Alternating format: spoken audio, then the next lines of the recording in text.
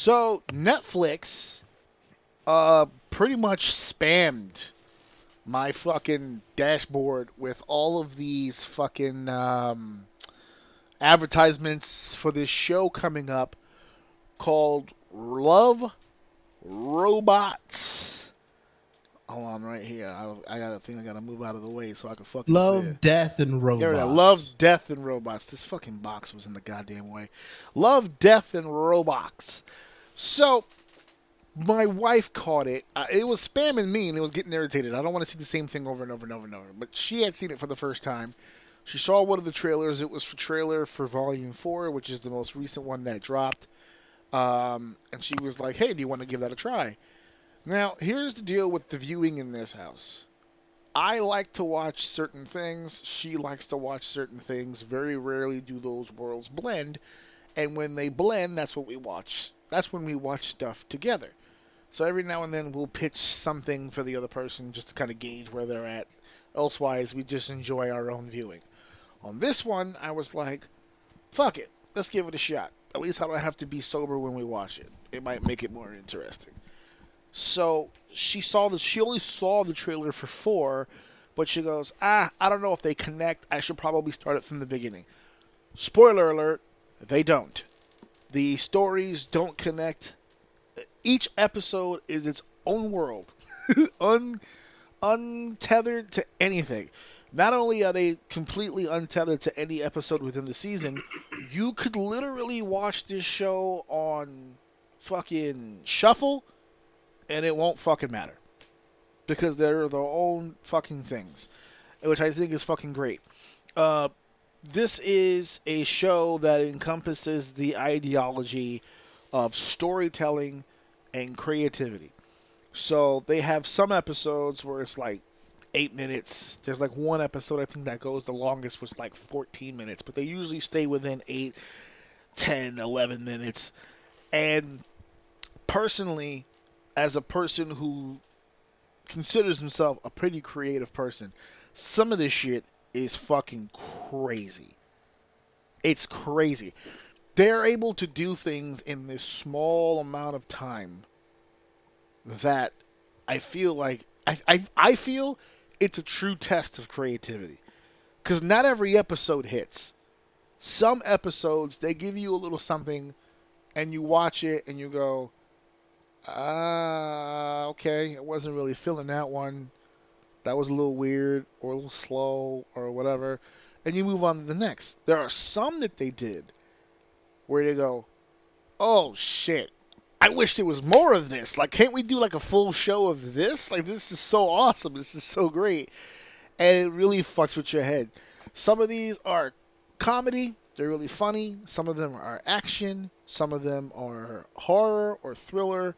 Some of them are more dramatic or sad. Some of them are literal mindfucks. Literal mindfucks. Like, it was designed to fuck with you. To where, like, a scene will start in one way, and you'll watch the scene unfold. That's how it begins. And then something happens as it relates to that, and that starts a chain of motion. And throughout the episode, you go left, you go right, you go up, you go down, and then when the character finally turns around, the episode ends right where it started. And you, as the viewer, now come to the conclusion, oh shit, this person's in a loop. But then that's how the episode ends. And you go, what the fuck did I just watch? I was too inebriated the first time I saw it. Too inebriated. I said, no. We got to watch this when I'm sober. Because this is it's giving me a literal headache. I said, no. I know I didn't give this to you with enough time for you to catch anything. Don't worry. I'm not fucking watching this shit. You saw the trailers? Is that what I saw the trailers and instantly got fucked so much. The first one, so much anxiety. Holy shit. I'm like, dude, why am I nervous? It's stimulating. Like, dude, it stimulated the fuck out of me. I'm like, yeah, I'm not. I was like, I hope you don't expect. I am not. No. And say that I'm not watching this shit. No, I don't expect you to watch it. As a matter of fact, since I know you're not going to watch it, I actually, because some of these are like really old, there's a couple that I actually want to talk about. like very specifically, and just kind of like for instance, you know how you just said right now, like how you were watching the trailers and they kind of gave you a little bit of anxiety, right? So there's an episode where it starts off with this lady who's like, I don't know, fresh out the shower, right? So she's just getting ready with her day. It's nothing out of the ordinary. And then she happens to be grooming her hair by the window. She looks out the window, and in the building across from her, there is some dude who seems to be fighting for his life, wrestling with a person in the literal building, like across from the street from her. And all of a sudden, in the midst of all that, he picks up something big and he cracks the person over the head, and the body just drops. It's very clear this person's dead, and he's breathing all heavy. And he turns and he sees her in the window, and now she's frozen in fear. She doesn't know what to fucking do. So all of a sudden, he just darts towards the door, like to leave. So she fucking freaks out. She's like, oh, this is not good. So she takes her shit and she fucking bounces. Mind you, she's like half naked. She's got like a robe on and shit. She's fresh out the shower type shit. So she starts running and he starts chasing her. And at first you're thinking, oh, he's trying to tie up loose ends, right? He doesn't want her being able to snitch because she witnessed a murder, blah, blah, blah. But it's a full-on chase, like parkour type shit. Like, they bouncing around shit, they moving around shit. She jumps in the cab, he jumps in the cab, they're chasing each other cab to cab. And every time he gets close, what he actually does is he says, hey, wait, I just want to talk. Hey, wait, I just want to talk. No, it's not what you think. And he's trying to communicate with her, but she keeps shaking him. And eventually she does lose him for a minute. Turns out the way that she loses him is she gets to where we are assuming is her job. This is where she works. Because as soon as she walks in, everyone's calling her by name and everyone knows who she is. Turns out she works at a, we'll say, burlesque club. How about that? So she's nude for the job, right? She's naked, but she's wearing like a mask or whatever the case may be. Like one of those party masks when you're trying to conceal your identity. So now it gets like this. Now the episode gets really crazy because now it's lights, it's music, and she's like, "Well, I'm already here." She was getting dressed for work anyway. I lost a guy. I'm safe at work. Everyone knows me here, so fuck it. So she gets ready to do a stage dance. They cut back to the dude who's in the street. He completely lost her. He's fucking mad. He's like, "Whatever. This is fucking stupid." And he starts looking over, and you know, there's a bar there with some new chicks in it. So he's like, fuck it, my day can't get any worse. Let's just go in here and have a good time. So he goes into the club. She doesn't know he's in the club. He doesn't know she's in the club. So he walks in, and what's the first thing every woman does when they're working at a strip club? They start talking to him. They start putting their hands on him, all kinds of stuff. So he's getting all kinds of attention. He's starting to feel better.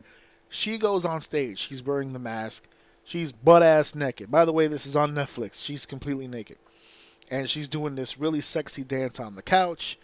The kind of dance that even my wife kind of perked up to. So there's something I want to kind of push forward on. But we'll get to that another day.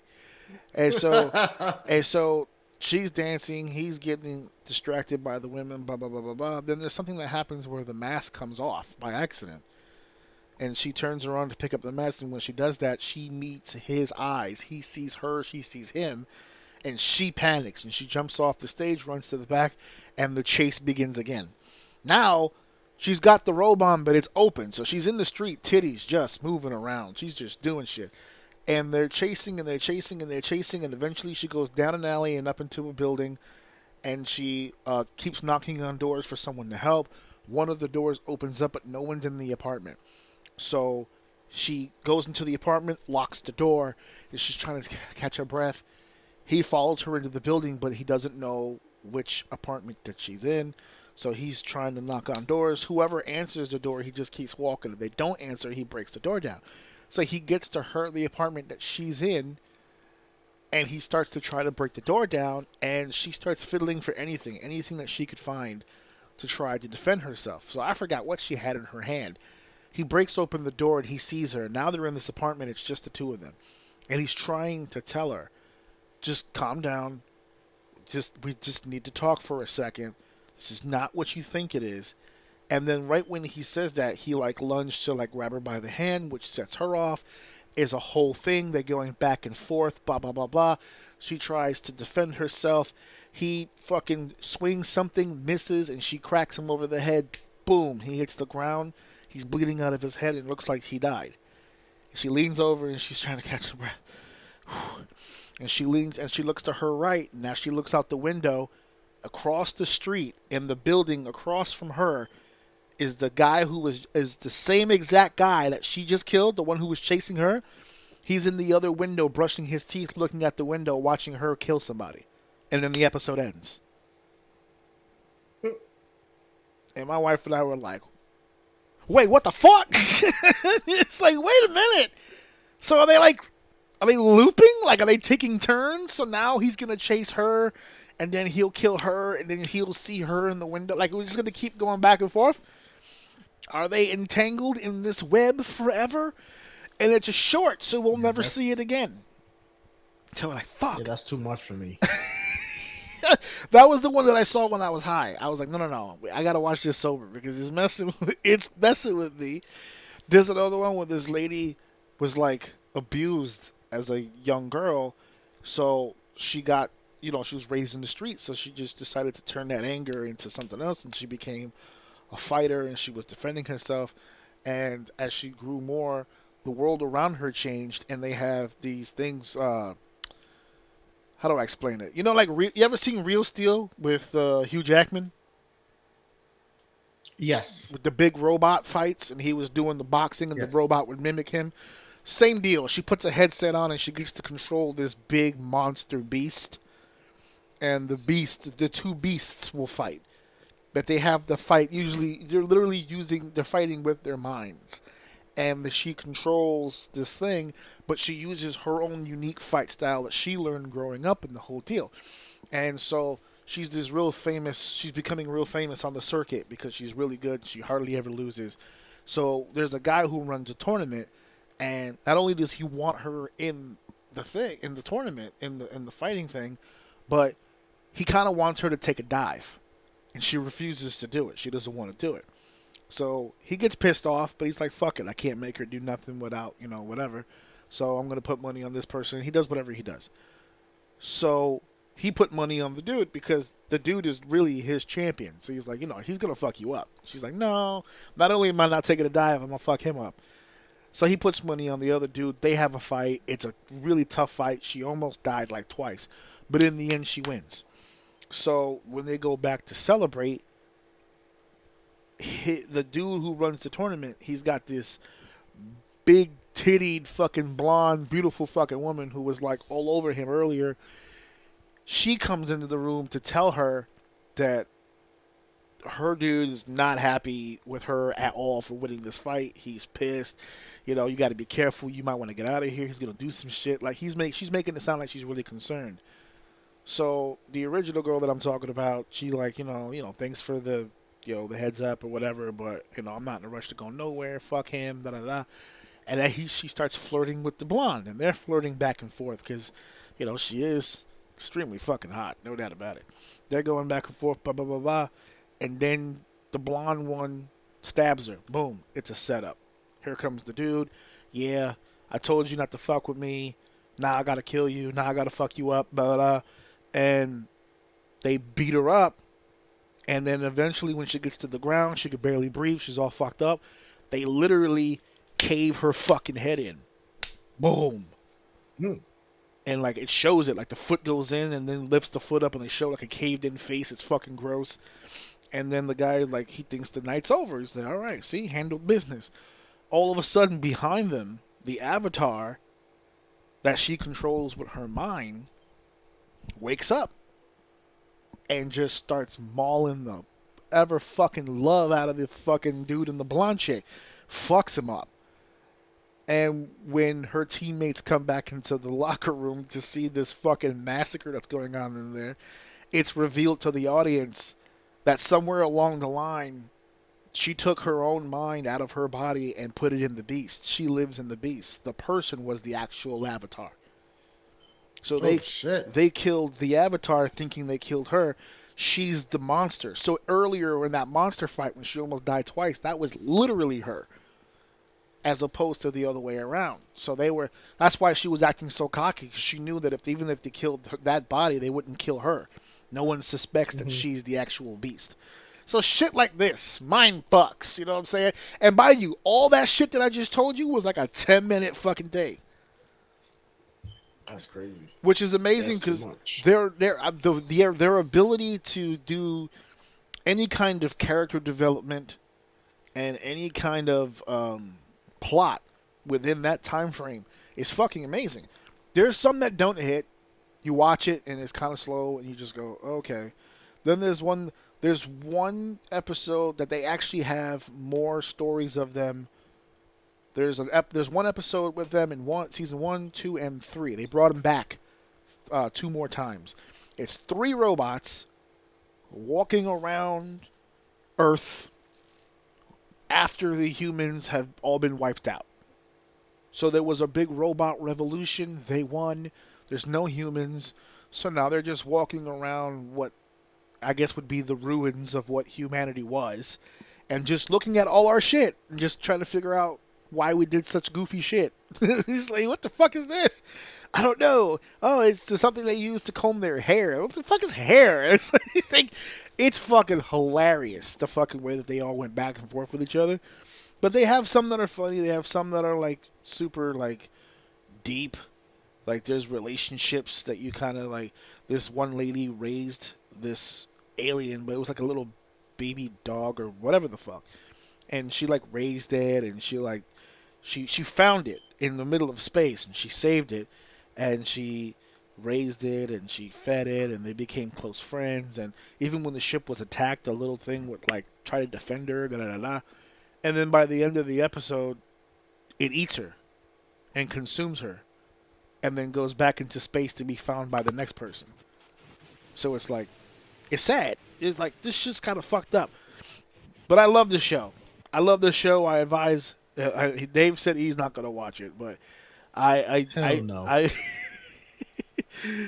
advise everybody who at least to give it a shot, because it's fucking awesome, and it's out of pocket so much. There's one where there's no dialogue. It's just stop motion little people, and aliens came down to Earth and started shooting up the town, and they started probing people up the butt. And then there was one dude who didn't get probed, so he got mad. They just went to the middle of the city. He was like, "What about me?" And he pulled his pants down and just like sat there with his ass out.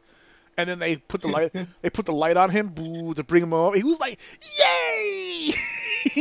So it's like sometimes it's funny, sometimes it's like it's kind of weird. You know, it's kind of fucking weird. That's fun. The stuff you spend your time on when you ain't got much to do. I completely. I respect it. God, but I'm glad you did it. So I didn't, because that trailer fucked me up. Some of those sound really cool. I'm not gonna lie. Yeah, but I don't have it in me to find them. I just don't. Yeah, you gotta sift through. It looked very interesting, but it's a trigger for me. And no, thank you. I'm good. It's very. There's some that are like also very graphic. There's one where like people, it was like what do you call them when they go digging in other lands to find discoveries? Archaeologists. There it is. There was a team of archaeologists who rented out mercenaries to find a tomb, not realizing that the tomb that they had found was actually Dracula's. But this Dracula isn't like the Dracula from like the TV with the slick back hair and the high, fucking with the cape and the fucking high neck. This was like old biblical time Dracula. So it's like a vampire that looks like a maniacal dragon that just like fucks shit up and like squeezes people's heads till they pop and like rips. He turns your skull like you opening a fucking Sprite bottle and just fucking like half your fucking head comes off. Yeah. So like all of the mercenaries are like thinking of all this shit like it's a joke, because to them it's bullshit. It's a job, whatever. But then he finds what he's looking for, and all of a sudden, niggas is getting killed left and right, and the one main dude is just like, what the fuck? Like, he's literally saying, what the fuck? Like, they lock themselves into a room, and you can hear on the outside of it him the fucking thing stalking around trying to find a way in, and he was like, "This is fucking crazy. Like, are we really fighting Dracula right now? This is insane. What do we have? Like, inventory-wise." And there's this one lady who's like, "We got this, we got this, we got this. And I got a little C4. He was like, "What the fuck was the C4 for?" He was like, "I tell you what it wasn't for, Dracula. I didn't know that was going to happen, but I bet you're glad we got the C4 now, don't you?" So it's like, it's crazy. This show is nuts. It's off the wall. I can't actually believe that Netflix had any hand in this, because it's all done by different animation studios, different directors, different writers. This is almost like a low budget kind of indie project, but it's on the Netflix platform, which is fucking crazy. I don't think there's anything right now not on Netflix. They're working on getting sports there. Once they get sports there, that might be it. They got everything else going for them. Netflix right now is kicking ass. Netflix is crazy, and I still need to investigate that video game thing because that's nuts. Yeah, you brought that to my attention not too long ago about the games on Netflix. I thought you knew about that already. I see them all the time online. I've never played one on my TV yet, but the option's there. I've seen it on my... I thought it would feel more comfortable playing them on my mobile than I would my TV. But, yeah, no, it's there for sure. Netflix right now. Don't get me started on the shit that's been going on with Raw. But we'll get there in just a little bit. I can give you all the things that you wanted before.